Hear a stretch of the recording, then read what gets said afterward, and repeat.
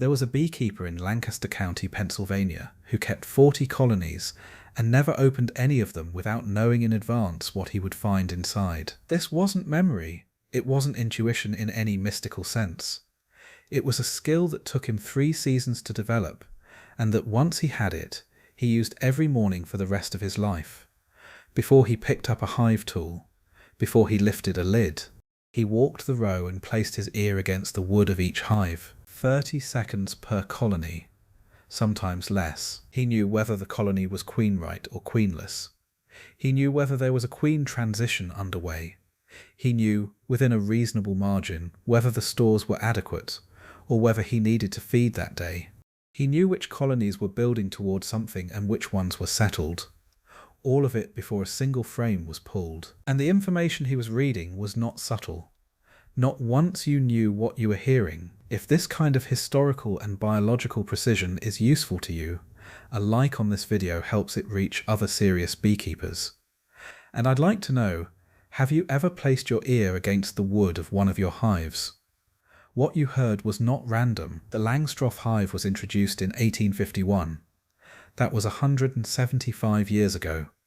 Before that date, and for decades after it in many parts of rural America where the transition was slow, most beekeepers kept their colonies in fixed comb box hives or in straw skeps, the domed, woven containers that European beekeeping had relied on for centuries. Neither the box hive nor the skep could be opened without destroying or severely disrupting what was inside.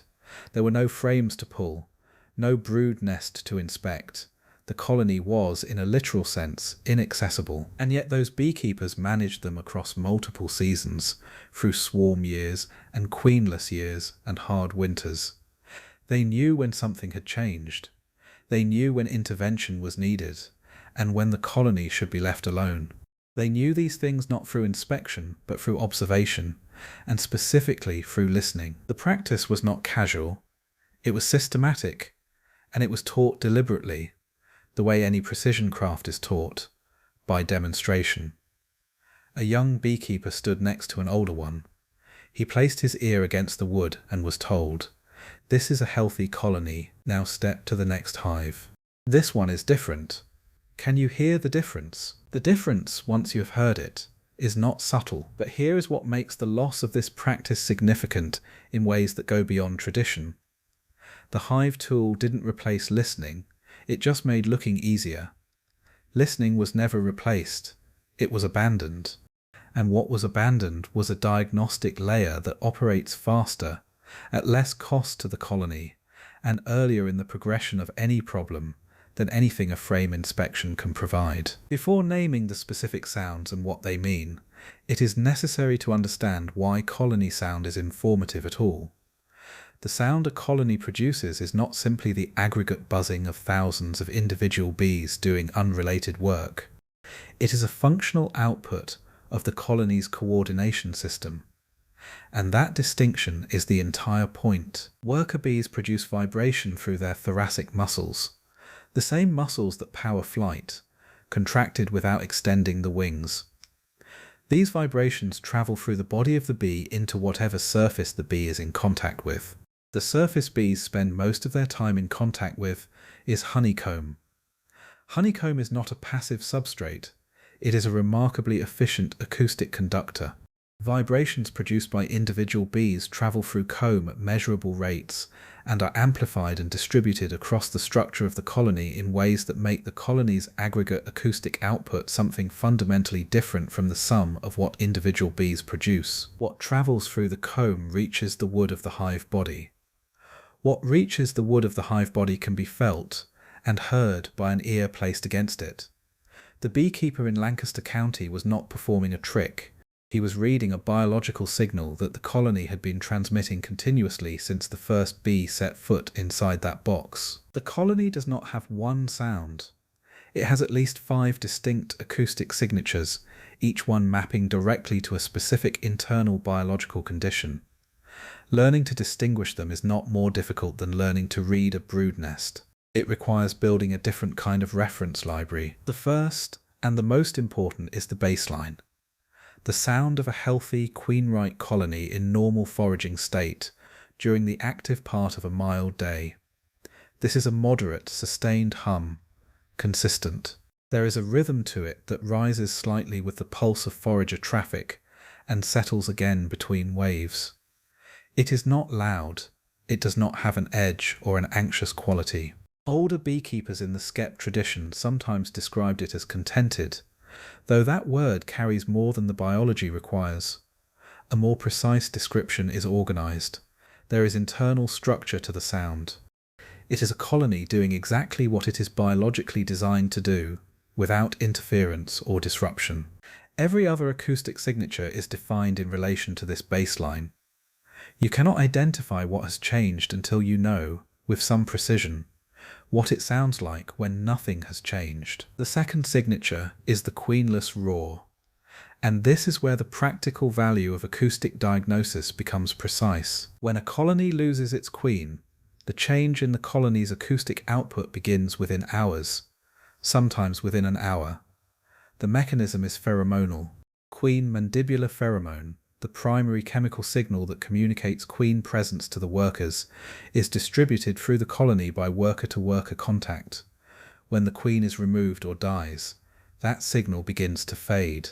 The workers register her absence not through sight, or through a deliberate search, but through the declining concentration of a chemical they have been receiving continuously.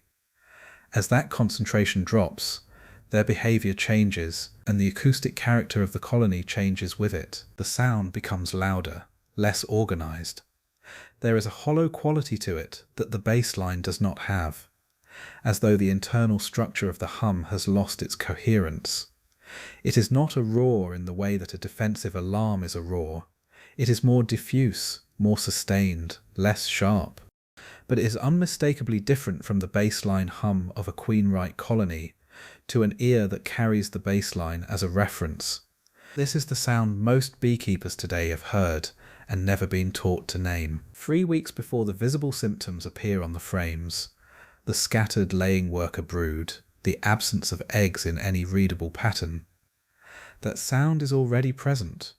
The colony has been communicating its condition since the first morning without a queen. A beekeeper on a 2-week inspection schedule who misses this sound on day 1 does not encounter it again until day 14. By that point, the situation has progressed to the point where what is required is more difficult than what day 1 would have required. 3 weeks of information, available from outside the box, before a lid is lifted. One distinction matters here. A queenless hive and a defensive hive can both produce elevated colony sound. But the queenless sound and the defensive alarm sound are not the same. The defensive sound has a sharpness to it, a sudden, rising edge, because it is a response to an acute external threat. The queenless roar is hollow and sustained because it is the acoustic expression of a colony whose internal chemical organization has been disrupted at the most fundamental level. A beekeeper who has heard both does not confuse them after the first few encounters. The third signature is the one that connects most directly to the historical record: queen piping. This sound is unlike any other the colony produces. It is not a buzzing. It is a series of short, high-pitched pulses, a tooting in the language that appears in beekeeping texts going back to at least the 1700s. The sound is produced by a virgin queen pressing her thorax against the surface of a comb and contracting her flight muscles without taking flight. The vibration travels through the comb, through the wood, and out through the side of the hive in a signal that is audible to an ear placed against the box in a quiet apiary. If another virgin queen remains sealed inside a queen cell, she responds. The response sound is more muffled, more variable, and it is called quacking, tooting from the emerged queen, quacking from the queen still capped. Moses Quinby, writing in 1865 in Mysteries of Beekeeping Explained, noted that experienced beekeepers could use this acoustic exchange to determine whether a primary swarm had already issued, whether secondary swarm casts were likely, and whether the colony was in supersedure preparation or in full swarm mode. The information available through that exchange was the same information a modern beekeeper would attempt to reconstruct through 2 or 3 frame inspections spread across a week, looking at the condition and developmental stage of queen cells by eye, all of it available in 30 seconds, before a frame was touched. If this biological and historical precision changes how you think about your colonies, it may be worth subscribing. There is more of this kind of content ahead. The fourth signature is the one that most beekeepers today are least likely to have encountered in its clearest form. Not because it is rare, but because the condition it signals rarely progresses to the audible stage in apiaries where stores are monitored and colonies are inspected regularly. This is the starvation sound. A colony approaching starvation does not produce a roar. It produces a thin, high-pitched, sustained hum, thinner and more urgent in quality than the baseline, and unlike it in a way that registers immediately on an ear carrying the baseline as a reference. The biological mechanism is straightforward. A colony whose caloric reserves are falling below the colony's maintenance demand is running on reduced capacity, fewer bees in active circulatory roles, lower overall metabolic output. The acoustic signature of that reduced state is thinner and higher pitched than normal colony activity, because the colony is doing less of everything that produces the organized, moderate baseline hum. The skept keepers of the 18th and early 19th centuries knew this sound because they had to. A skept colony could not be assessed by lifting a frame. You placed your ear to the straw. You heard the thin, high-pitched hum, and you fed immediately. The window between that sound and a colony too depleted to recover was not long. The beekeepers who managed dozens of skepts on a working farmstead and could not afford to lose colonies developed the ability to hear it and act on it the same morning. The fifth signature is the most seasonal in character and the most useful for calibrating management decisions to the spring calendar. In the days before a swarm issues, typically 3 to 7 days before departure, the colony's acoustic character shifts in a way the old tradition described as restless. The volume of the overall hive sound increases. The rhythm of the baseline hum becomes less even. There is a quality to it that is difficult to describe precisely in words, and that requires direct experience to recognize. But that experience beekeepers in the pre-inspection tradition described consistently as a colony that sounds full, almost overfull, as though pressing against its own walls from the inside. A.I. Root, in early editions of the ABC and XYZ of bee culture, documented observations from experienced apiarians who could anticipate swarm departure by listening to the colony the evening before and the morning of the event. This was not an uncommon claim in that era. It was the natural extension of an observation tradition that had been building for generations. A colony 3 days from swarming is coordinating tens of thousands of workers toward a single synchronized departure. That coordination happens through vibration and pheromone. The acoustic output of that coordination process is audible from outside the hive to an ear that knows what it is hearing. The ability to hear these 5 signatures did not disappear because the sounds changed. The sounds are still present in every colony every day. A queenless colony still produces that hollow, scattered roar within hours of losing its queen. A colony with a virgin queen still pipes. A colony approaching starvation still produces that thin, urgent hum. A colony 3 days from swarming still sounds different from a colony in normal foraging state. None of the biology changed. What changed was where the beekeeper's attention was directed. When the movable frame made visual inspection not only possible but standard, the dominant question became, what does it look like inside? The prior question, what does it sound like from outside, did not survive the reorientation. Within 2 or 3 generations of beekeepers, the auditory diagnostic habit had largely disappeared from transmitted knowledge. Not because it failed, because it was not taught in an era when teaching had shifted entirely toward what could be seen through a pulled frame. Sound travels through wood. The knowledge of what to listen for stopped travelling somewhere around the turn of the last century. The practical consequence of that loss is specific. An ear placed against the wood costs 30 seconds. A full inspection of a productive colony costs 30 minutes. Disrupts cluster temperature by 8 to 12 degrees Fahrenheit during the time the frames are exposed, can roll or injure the queen during frame handling, and introduces a scent disruption from smoke and handling that takes the colony several hours to resolve. A beekeeper managing 20 colonies and performing weekly inspections during the spring build-up is imposing that cost 20 times over every single week. The pre-inspection tradition suggests a different starting point. Listen first. Open only when what you hear requires it. A colony producing a normal, organised, moderate hum does not need its frames pulled today. A colony producing that hollow, scattered roar needs immediate assessment. A colony with piping audible from outside tells you where it is in the queen replacement cycle without a single frame removed.